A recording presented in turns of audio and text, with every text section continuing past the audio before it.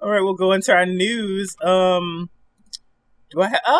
Okay. So the saga of Tanya, it's going into its second part. It's starting in September, so hopefully that bodes well for the anime getting more seasons. Because I enjoy Tanya. The I movie want was it. really fucking good too. So that's good. Also, The Devil is a Part Timer is in its climax um arc in the manga. So hopefully they give that the Brotherhood treatment, or they just continue where they picked it up from. Because that show was one of my favorite. Just fucking just like just like anime just to watch. I think I've rewatched that like 3 or 4 times because it's like comedy. It's a nice mix of like comedy, action.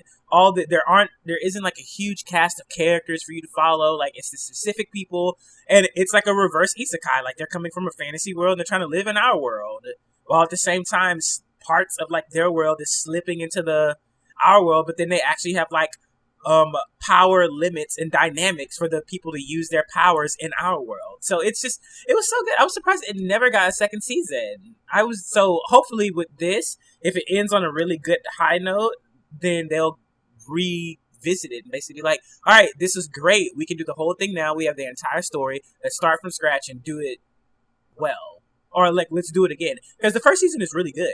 So either way, that's good news for me. I think the And only then other the thing rest is of my like, stuff. a reminder to myself that World Trigger is coming. Not a Mm. fantastic show, but a good show. Something nice and solid to slip in for for next season.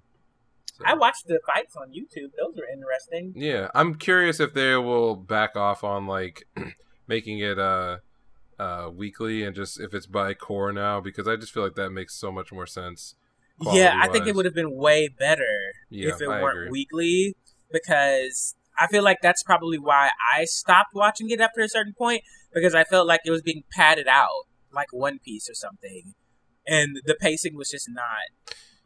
I just didn't enjoy Yeah, the I pacing. think the pacing would have been helped a lot by being going on 13 episodes for a core and then cutting a Mm-hmm. lot of the expositional material that they funny thing about that the manga is that they repeat themselves a lot, but it's important because the characters are sometimes a little hard to tell apart, and there's a lot of systems at work in the the combat and everything else that actually matter Yeah, to the outcome of different events and stories and other things like that. So I think it's actually very helpful that in the manga that they give a lot of exposition. It's just that when you shove that into the anime, it just slows everything down. And it's already a slow show, and it's already one where like characters are difficult to disambiguate from each other just visually. yeah, based So off the art style alone. yeah, and again, I don't hate the art style. It's just one of the penalties you sort of have to suffer for that approach. Yeah.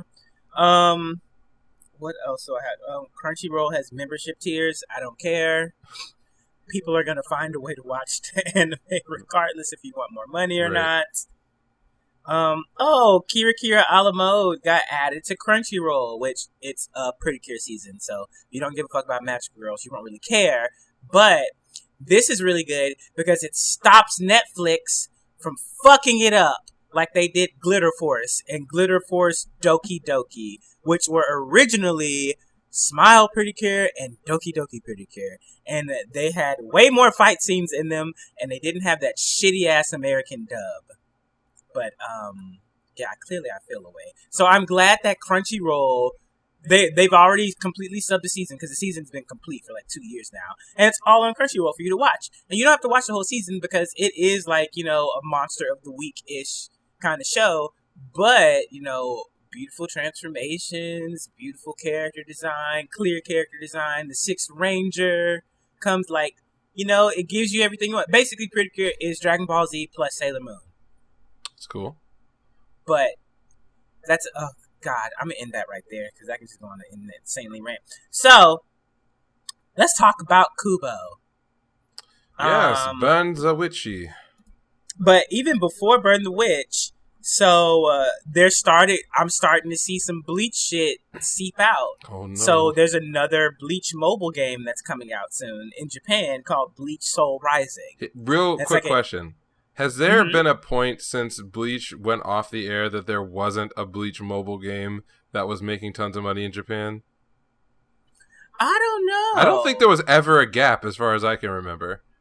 I don't think so. I think Bleach, Brave Souls has been making money for years. That's what I'm saying. Like, I've always known that Bleach was still alive because I would get periodic updates about the mobile games or apps or something like, you know, weird MMO. Yeah. Didn't have a PSP game or something. Even oh my god, yeah, the PSP games were fucking awesome. I love those PSP games. Those PSP games are in the style, I think, of like Naruto Ultimate Ninja Storm. Yeah, something like that. But ironically, this game came out in China first in 2018, and now it's coming to Japan. And I'm just like, oh, what perfect timing after you guys announced that big Bleach news, and now you're like slowly moving into something else. Okay, well, keep it going. But yeah, Burn the Witch. So, did you read the one shot? I did. I found it very pleasant. It looked great. Okay. The trailer came out. I liked the trailer. I enjoyed what I saw.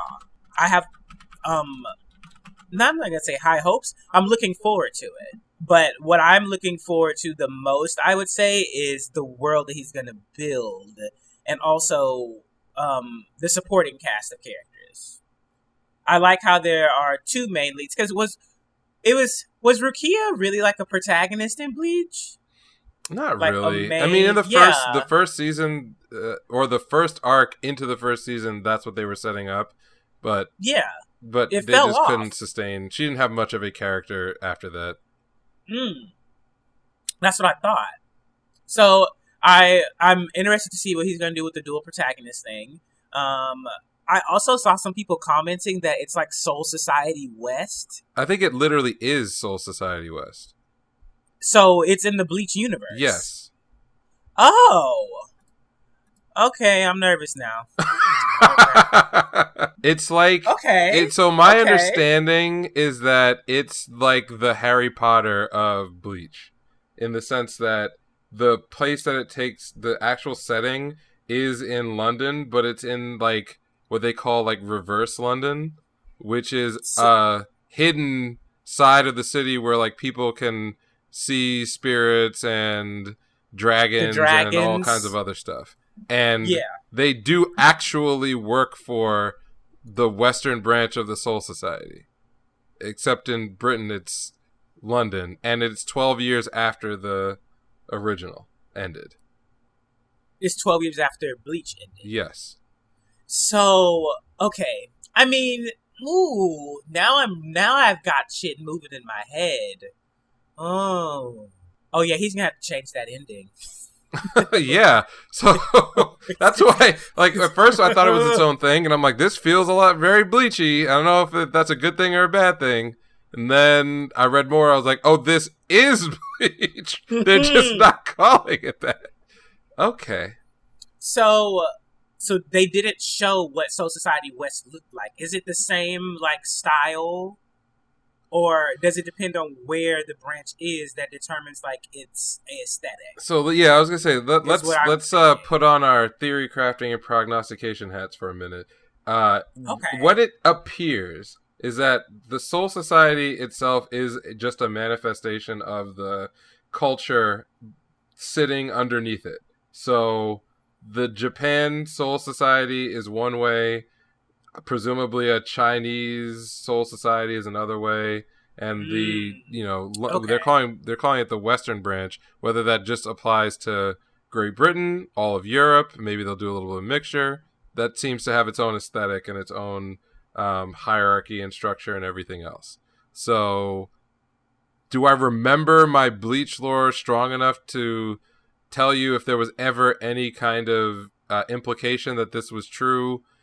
I mean, something when they were talking about Quincy's way back in the day, since that ability and culture was Western.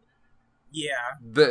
Sure. I'm sure there's a hardcore Bleach fan who's going to tell me, on Twitter that, no, actually, in chapter 387, they actually state that, Bleach. Such and such. Which is fine. Put me on game. If I don't know what I'm talking about, feel free to correct me. My understanding is that a lot of this just was not covered or described, which is a good thing if that's the case. I'd prefer that this not be like this turn into a Rogue One situation where it's like we're gonna try to build an entire story on a single line of dialogue from the previous mega popular thing. Let it be its own thing. If it's tying back into the regular story or other characters and stuff, let that happen. Much later after everything is established, they've kind of got their own stuff going on. The dual protagonist thing is not going to last. I promise you. I promise you. Mark my words. Really? 3 years from now, there will be one protagonist and a supporting character. Oh, no. It's not going to last. No. Not going to last. Why do you think it's not going to last? So, one of the problems that Shonen and Bleach and Kubo and just media in general have is that a lot of times a creative work does not have enough material to support even one fairly well fleshed out character.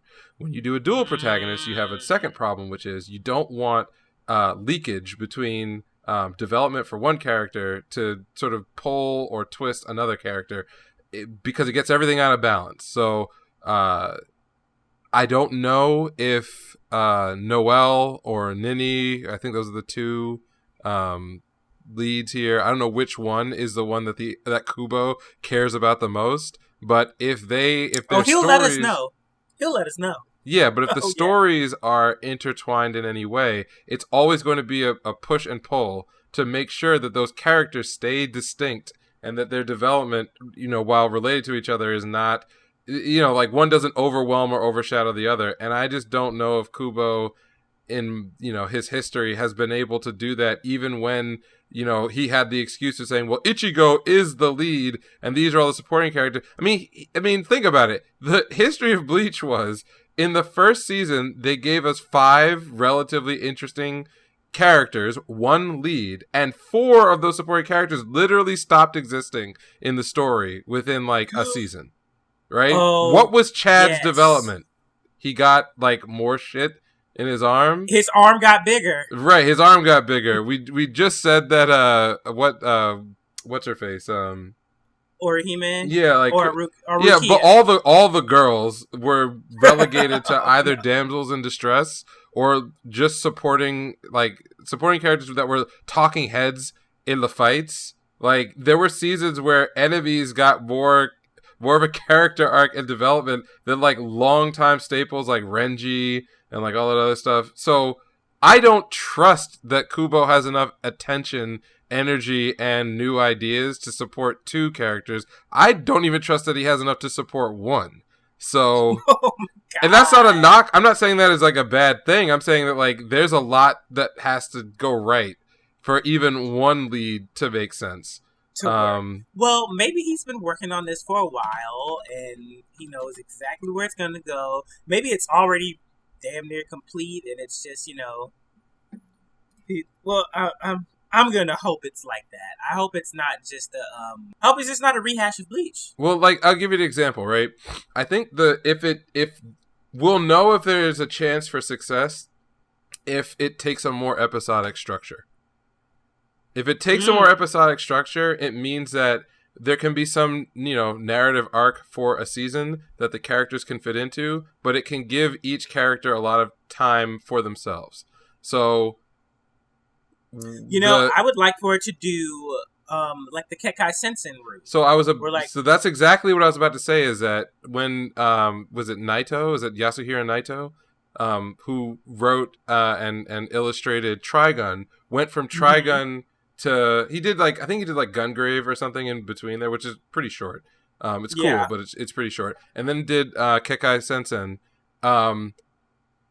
If you look at the cast of characters across all of those, you can more or less see like a trajectory where he figured out how to write a strong lead, realized, a lot of story out of that lead's, journey, experimented a little bit with, more of a world building rather, because in Gungrave, I think the lead is not a talker. And then in Kekai Sensen, because he wanted to do 6 or 7 really unique, really interesting characters, he went with a much more episodic style so that you could focus in on each individual. And they come together, and there's a sort of loose story that's sitting around all of them. But I feel like that format works a lot better. so that you don't lose anybody, right? Like exactly, and that's yeah. one of the So reasons that's why I all really I'm like saying is that series. Kubo has to do that in order to give himself enough breathing room to make both characters equally interesting, and I don't know if that is even possible. So that's all. Yeah. Okay. Strong take, I mean, but I'll eat still, my words. I want it to be good. yeah, I want it to be good. Like I enjoyed the trailer. We'll see what happens. Yeah, and I'll probably be an apologist for the show when it's running. So. Oh, listen, I will be too. Oh my God! Speaking of apologists, homeboy in the party the other night, we were playing video games together the other night.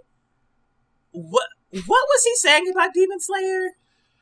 I mean, actually, so this is an interesting take. It's not one I agree with, but I've heard it before. It's this idea that like Demon Slayer is actually mid, because the level of detail that's put into the world is not necessarily communicated by the characters in a way that would imply that they know what the fuck is going on. So this, I don't want to give too much credence to this line of thinking because I don't agree with it. But if you look at, long running shonen series that have a lot of complexity and do a very good job with world building, I think it's fair to say that,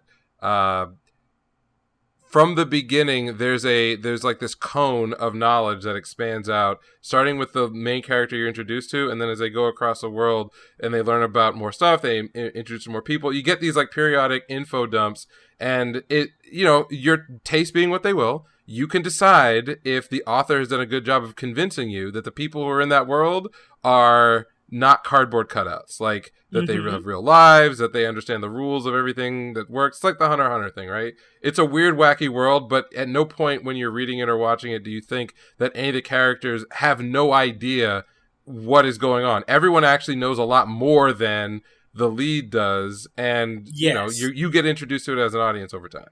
So I think that the key of the people who are down on Demon Slayer for its world building, they dislike the fact that big important ideas and events are not well foreshadowed. I think that's really what it comes down to. You don't know that Hashiras exist until they literally kind of pop into reality. The audience doesn't know, Tanjiro doesn't know, and no one else mentions it beforehand. Well, yeah, I think it's fair. I feel like, yeah, I think that's fair. Because you literally are discovering the world along with the character. Yeah, I also agree. Then there's the other piece, which is Demon Slayer is not shy about doing time skips. They're not shy about it. And in that interim of the time skip, if you notice, like one of the things I like about the series is that it just keeps moving. It moves at a, pretty good clip. They don't stick around in any one arc or any one story for too long. But the problem sometimes is that when you do that and then follow it with a time skip, you wind up missing out on like just a chapter of like, okay, what the hell happened? Like, what was going on? Like I know like One Piece fans, and I'm a One Piece fan, but you might know some who are constantly trying to defend the length of the series, to other people to get them excited and maybe get them to start if they're not interested. And a lot of times what'll happen is they'll say, oh, well, you could start reading after this major time skip. Oh, no. Oh, I never say that. Right. Well, some people do. And I think the reason they do is because there's usually a recap of like a bunch of shit that happened, and then they tell you what happened during the time skip, and then you kind of start with a fresh plate a little bit. Oh, it's just not the same. No, I agree, it's not the same. But for those who want to try to intro folks into something they don't have to read 1,000 chapters for, I've seen that approach taken, and I understand why. But that's just because a better job is done explaining what's going on. And then he had the nerve to say that Attack on Titan has a more developed world than Lord of the Rings. Now, I muted my mic for that one because I was like, oh, no. What are you talking about? Tony, we love you. Don't worry about it. I don't. Anyways. That's my apex third. I can't be overly slandering the homie. He's wrong, but he is so wrong. And I already had it in my back of the head. I was like, I'm gonna bring his ass up on the podcast too. Watch. Pull him in. I was like, have him defend himself. Oh, you mean on here? Ugh, I guess we have to now. Okay. Fine. Yeah, he can come. All right. Let's go to. What do you want to go? What do you want to start with this week? There's a lot of good this week. A lot of good stuff.